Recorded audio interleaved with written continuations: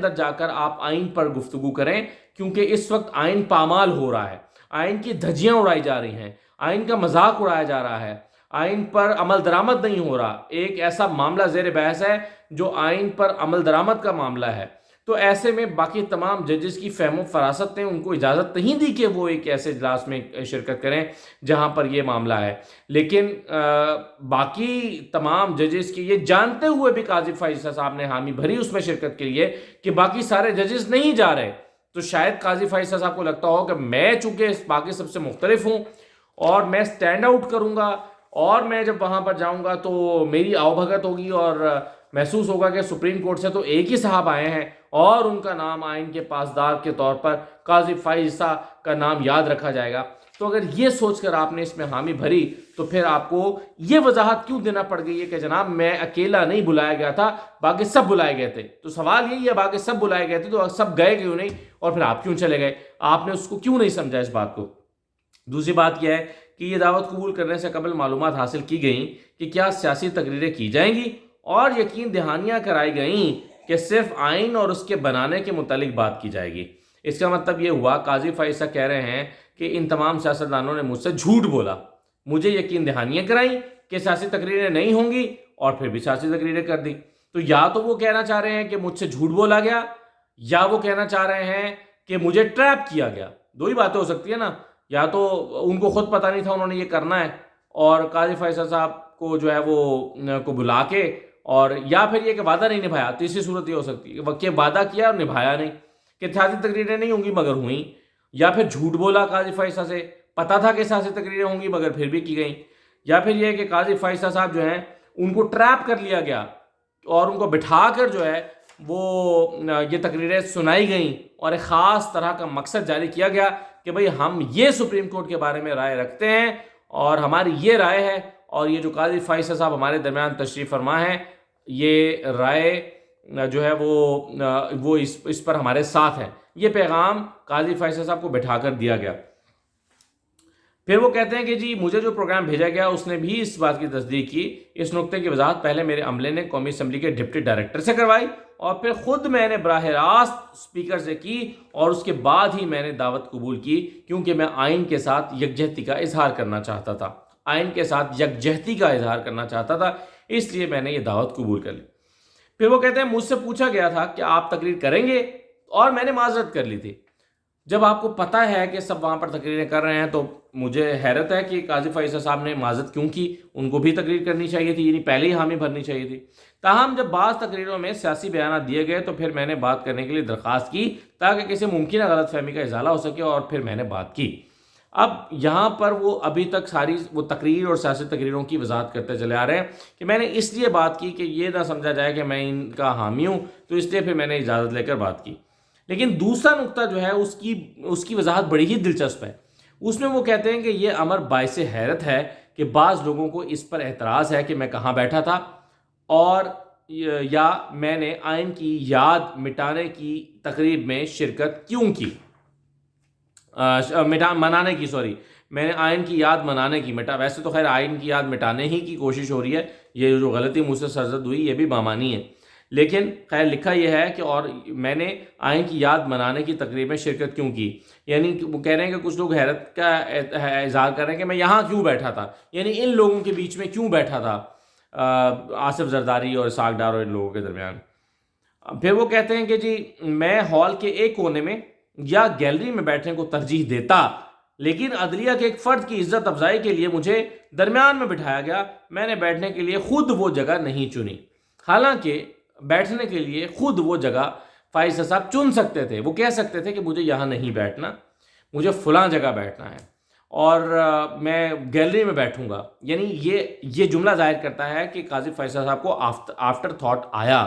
اور وہ سمجھتے ہیں کہ ان کو گیلری ہی میں بیٹھنا چاہیے تھا اور سیاستدانوں کے درمیان میں جا کر نہیں بیٹھنا چاہیے تھا۔ یہ اب ان کو آفٹر تھاٹ تو آیا ہے، لیکن پھر بھی وہ یہ کہہ رہے ہیں کہ میرے اختیار میں نہیں تھا، مجھے جہاں انہوں نے بٹھایا میں جا کے بیٹھ گیا، اب میں کیا کرتا۔ تو یہ اس جملے کا مطلب یہ ہے۔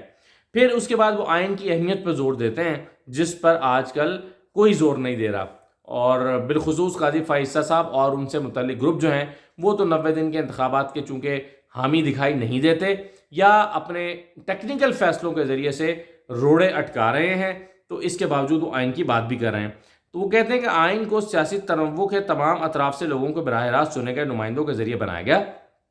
یعنی مختلف مکتبہ فکر رکھنے والے لوگ تھے، جو ان کی دانش مندی کی گواہی دیتا ہے۔ اس نے کامیابی کے حصول کے لیے بانی کے نصب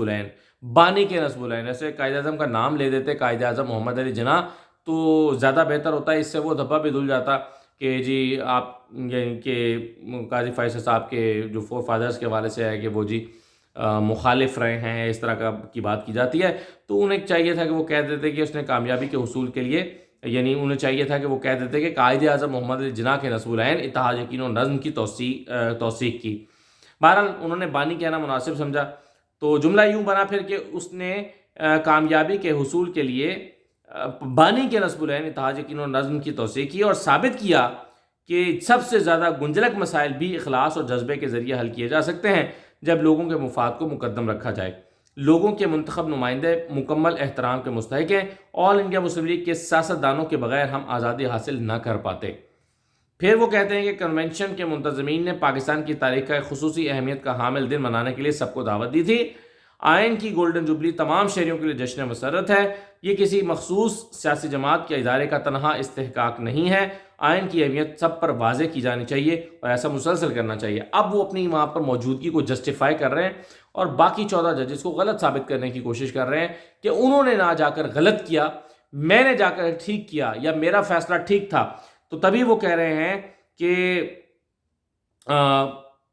آئین کی گولڈن جوبلی تمام شہریوں کے لیے جشن مسرت ہے، یہ کسی مخصوص سیاسی جماعت یا ادارے کا تنہا استحقاق نہیں ہے، یعنی صرف پارلیمنٹ کا نہیں ہے، سپریم کورٹ کا بھی استحقاق ہے۔ تو بھائی سپریم کورٹ آئین کی گولڈن جوبلی جو ہے وہ سپریم کورٹ کے اندر منا لیتا نا، اس کو پارلیمنٹ میں جانے کی کیا ضرورت تھی؟ اپنے اپنے طور پہ منا لیتے، پارلیمنٹ میں الگ تقریب ہو رہی تھی تو سپریم کورٹ میں ایک تقریب آپ الگ کر لیتے آئین کی پاسداری کے لیے اور آئین کے دن کو منانے کے لیے۔ اور پھر وہ کہتے ہیں کہ اس کی اہمیت سب پر واضح اور ایسا مسلسل کرنا چاہیے۔ جب پاکستان کے پاس لوگوں کے براہ راست چنے گئے نمائندوں کا بنایا گیا آئین نہیں تھا تو ملک تقسیم ہو گیا۔ اس مسلسل جاری غلطی کی اصلاح بالآخر 50 سال قبل کی گئی اور لوگوں کے بنیادی حقوق تسلیم کیے گئے اور آئین میں درج کیے گئے۔ تمام پاکستانیوں کی نجات آئین کی پابندی میں ہے، اور آئین کہتا ہے، ویسے بائی دا وے میں یاد دلاتا چلوں کہ 90 دن کے اندر انتخابات ہونے چاہیے، آئین یہ کہتا ہے۔ تو اب وہ کہہ رہے ہیں کہ تمام پاکستانیوں کی نجات آئین کی پابندی میں ہے۔ شہریوں کا بہترین مفاد اس میں ہے کہ تقسیم کے بیج نہ بوئے جائیں۔ آئین کا بنایا جانا ہماری تاریخ کے اہم ترین لمحات میں سے ایک ہے جسے منانا ضروری ہے۔ قاضی فیصل سینئر پریویلر جج سپریم کورٹ آف پاکستان۔ دیکھیں اگر یہ جو آئین کی تقریب شرکت، آئین کے حوالے سے یہ سارا کچھ جو مضمون بھی لکھا ہے آخری 3 پیراگراف میں قاضی فیصل صاحب نے، ایک سوال صرف قاضی فیصل سے پوچھنا چاہیے، ایک سوال کیٹیگوریکلی،